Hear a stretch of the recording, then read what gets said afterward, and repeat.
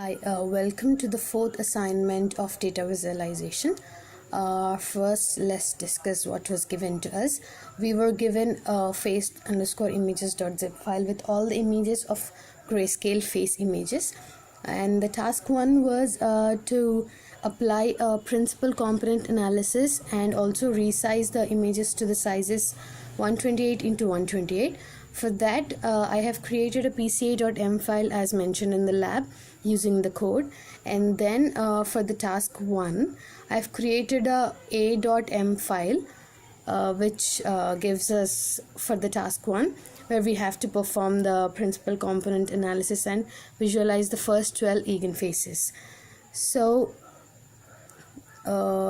the code for this is the PCA code, and this one is used to create an array to store the images after we after we execute the data. And for resizing, I have used I'm resize to 128 into 128, and to read the images from the folder file from the folder in which we have the images, I have used this code, and we got the output in this way. This is the image after performing PCA, and this is the comparison between PCA and the original image, and this is the another output.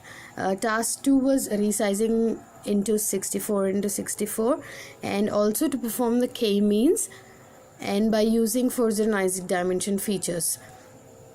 Here we use the same we use b.m file for the task 2, resizing them into I use data is equal to zeros. This is an array for 64 into 64, and also performing the k-means, taking the value of k is equal to 7, clustering the images into 7 means the grouping of images into 7 groups using this code,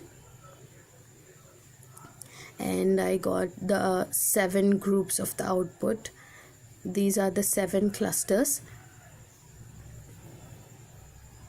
and the average of the faces in each cluster gives us this. This is the output of the average face. And the third task was to resize the images to 64 into 64, and also perform PCA, k-means, and also clustering. So I use the same pca.m file for this, and also resizing the images and also performing the k-means. This is the code for that, and the output of this gives us 7 clusters. These are the 7 clusters, and also the mean face in each cluster. I'll show you the code. This is pca.m file, a.m, b.m, and also c.m. I've already executed that because it's taking so much time for execution. This is the third task, that means performing PCA and also resizing them at 64 into 64 and clustering them. This is the figure 1, figure 2, and so on until figure 7, and this is the mean of all the clusters. And yeah, the difference between that was the task 3, performing PCA and also resizing them and k-means, gives us more clear image as we perform PCA, which reduces the dimension from high to low. PCA also reduces noise and also improves the grouping of clusters. And the challenge was, as I followed the labs and lessons, there was nothing much difficult for this. Thank you so much.